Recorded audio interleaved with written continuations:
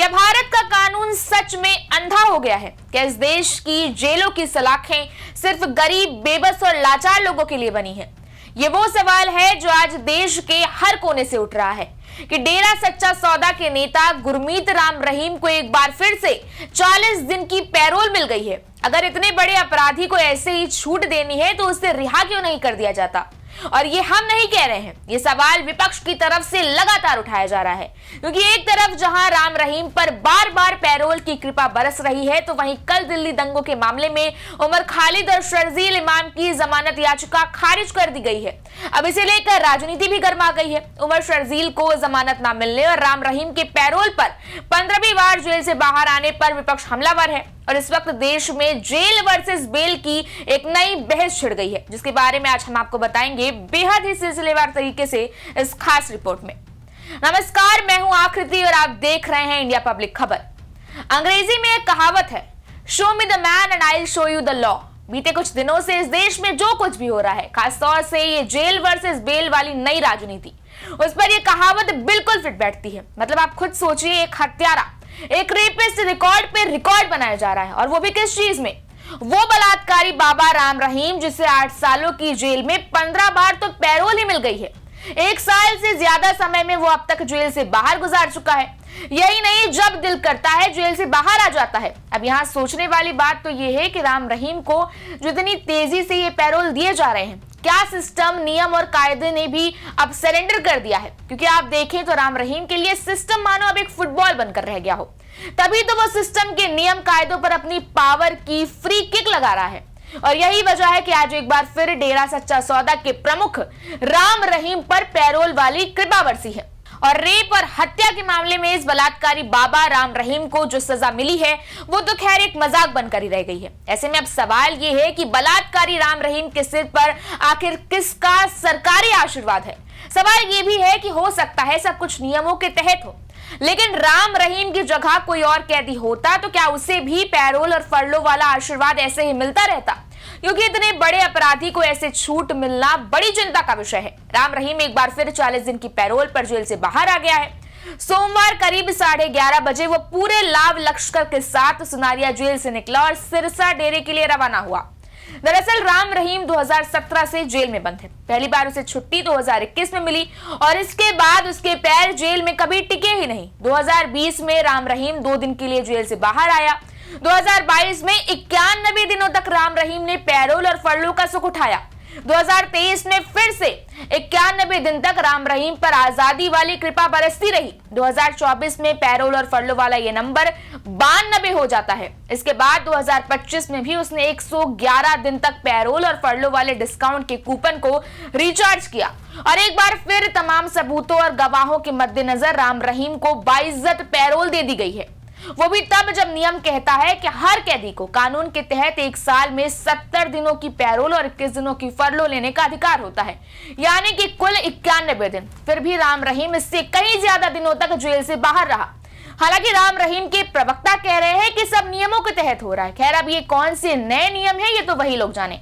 अब देखिए, राम रहीम को 15वीं बार जेल से छुट्टी मिली है, इसलिए आज ये समझना बहुत ज्यादा जरूरी है कि राम रहीम को बार बार जो ये पैरोल मिलती है उसे लेकर नियम क्या है। देखिए, नियमों के अनुसार पैरोल पाने का हकदार वही कैदी है जो 1 साल की सजा काट चुका हो, और ये छुट्टी उसके अच्छे आचरण पर निर्भर करती है, जबकि फरलो तब मिलती है जब सजा 3 साल पूरी हो चुकी हो। और इसके अलावा कुछ और शर्तें हैं।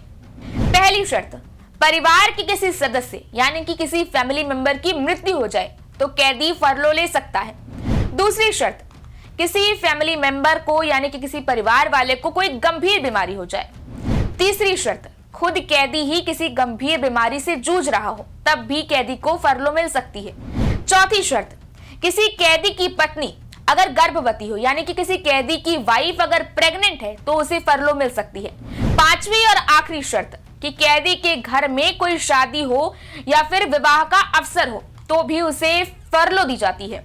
यहाँ गौर करने वाली बात यह है कि जिस कैदी को पैरोल दी जाती है तो उसे क्या करना होता है, पैरोल की शर्तें क्या होती हैं, और राम रहीम पैरोल मिलने के बाद क्या करता है।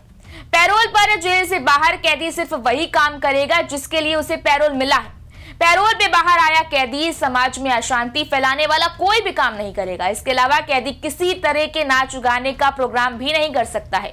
लेकिन राम रहीम इन शर्तों को कितना पूरा करता है और कैसे नियम कायदे और कानून को ताक पर रखता है, ये तो फिलहाल पूरा देश ही जानता है। अब आपको बताते हैं कि पैरोल की कृपा बरसने के बाद राम रहीम ने आखिर क्या क्या कारनामे अभी तक किए हैं। अक्टूबर 2022 में राम रहीम को 40 दिन की पैरोल मिली, तो इस दौरान उसने 2 वीडियो सॉन्ग लॉन्च किए और बागपत के बरनावा आश्रम में ऑनलाइन सत्संग भी किया। इसके बाद जनवरी 2023 में पैरोल मिली, तो उसने फिर ड्रग्स को लेकर कुछ वीडियो सॉन्ग्स लॉन्च किए, एक्सरसाइज करते हुए रील शूट करवाई और ऑनलाइन सत्संग एक बार फिर किया। पिछले साल अगस्त में जब राम रहीम जेल से पैरोल पर बाहर आया, तो उसने अपने करीबियों के साथ अपना जन्मदिन भी बनाया था। ऐसे में सवाल ये है कि क्या पैरोल की सारी शर्तें सिर्फ आम कैदियों के लिए हैं और राम रहीम पर आखिर किसका आशीर्वाद है। उधर बात करें उमर खालिद और शर्जील इमाम की, तो दोनों ही 2020 दिल्ली दंगों के मास्टरमाइंड्स माने जाते हैं। गंभीर आरोप है इनके ऊपर, 5 साल हो गए हैं जेल की सजा काटते काटते। देखिए, जुर्म इनका भी छोटा नहीं है, पूरे देश तक हिंसा को पहुंचाने की साजिश थी। 53 लोगों की तो मौत ही हो गई थी इस दंगे में, और इसलिए उनकी जमानत को खारिज कर दिया गया, ठुकरा दिया सुप्रीम कोर्ट ने, ये कहकर कि मामला बहुत संगीन है। यही दोनों उमर और शर्जील मुख्य किरदार हैं। यूएपीए की धाराएं लगी हुई हैं, लेकिन हैरानी की बात यह है कि बीते 5 साल में भी ट्रायल तक शुरू नहीं हुआ, मुकदमा शुरू ही नहीं हुआ है। और क्यों? क्योंकि चार्जशीट दाखिल ही नहीं हुई।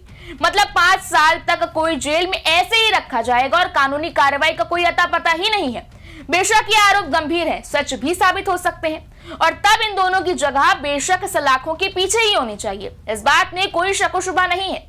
लेकिन अगर ये बेकसूर साबित हुए और फिर अभी तो ट्रायल शुरू ही नहीं हुआ है, उल्टे अगले 1 साल तक अब वो जमानत की अर्जी भी दाखिल नहीं कर पाएंगे।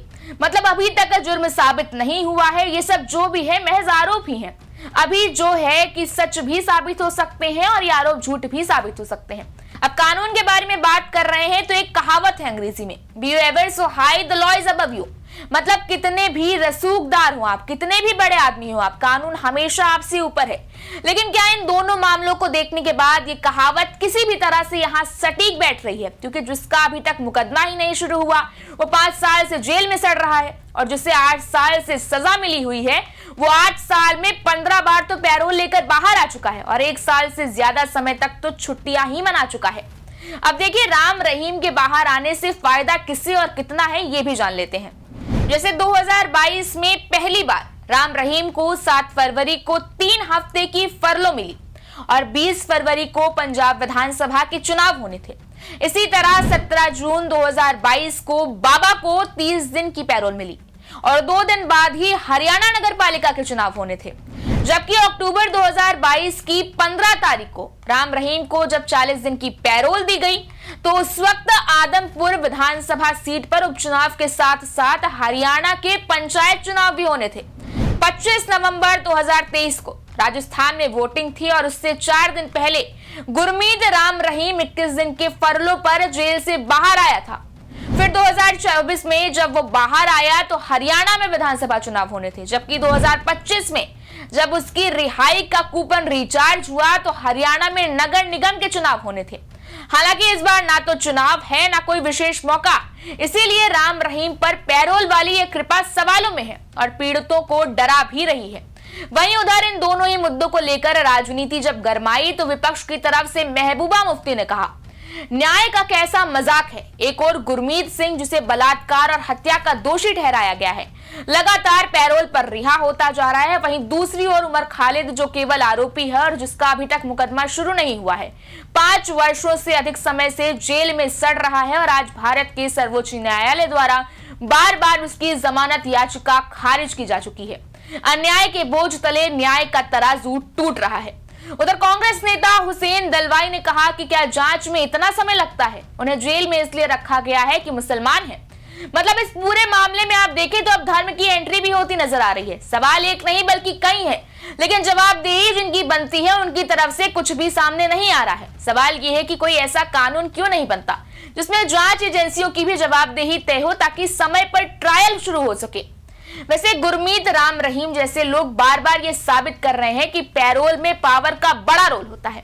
हैरानी की बात यह है कि पंजाब हरियाणा हाईकोर्ट से लेकर देश की दूसरी अदालत पैरोल और फरलो को लेकर बार बार घंटी बजाती रही है। बावजूद इसके राम रहीम पर कृपा बरसती रही है। फरवरी 2024 में पंजाब और हरियाणा कोर्ट ने कहा था गुरमीत राम रहीम को फरलो या पैरोल दिए जाने को लेकर अधिकृत अथॉरिटी नियमों के आधार पर फैसला ले। अगस्त 2024 में भी पंजाब एंड हरियाणा हाईकोर्ट ने इस पर सख्त टिप्पणी की थी और कहा था कि राम रहीम को सोच समझकर ही फरलो या पैरोल दी जाए। वर्ष 2020 में गृह मंत्रालय ने भी पैरोल और फरलो को लेकर एक सलाह दी थी और कहा था कि पैरोल पर रिहाई पूर्ण अधिकार नहीं है और ये एक रियायत है। राज्यों को कैदियों की पैरोल या फरलो देने की प्रक्रिया की समीक्षा करनी चाहिए। साल 2017 में दिल्ली हाई कोर्ट ने पैरोल पर कहा था कि केवल अमीर और पावरफुल कैदियों को ही पैरोल मिल पाती है। ऐसे लोगों की मदद के लिए पुलिस अधिकार क्षेत्र से बाहर जाकर मदद करती है और जिन्हें ज्यादा जरूरत होती है उन्हें बेल तक नहीं मिलती। लेकिन इन तमाम पेचीदगियों के बाद भी राम रहीम बार बार पैरोल वान बन जाता है। सवाल है कि आखिर ये मेहरबानी किसकी है? इस पर सियासी कलेश भी हो रहा है। कहते हैं कानून सबके लिए बराबर है, ये भेदभाव नहीं करता, लेकिन राम रहीम जैसे लोग इस डेफिनेशन को ही गलत साबित कर रहे हैं।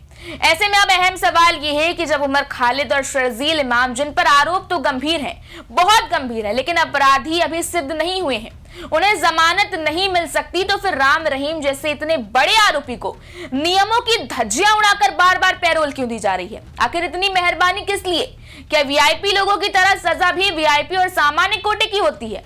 हो सकता है राम रहीम को जो पैरोल और फरलो मिल रहा है वो नियमों के तहत हो, लेकिन क्या यह रियायत जायज है? क्या इतनी ही रियायत किसी आम कैदी को भी मिलेगी? इस बारे में आपकी क्या राय है? आप हमें कमेंट सेक्शन में जरूर बताएं। इस वीडियो को लाइक करें और चैनल को सब्सक्राइब करें। शुक्रिया।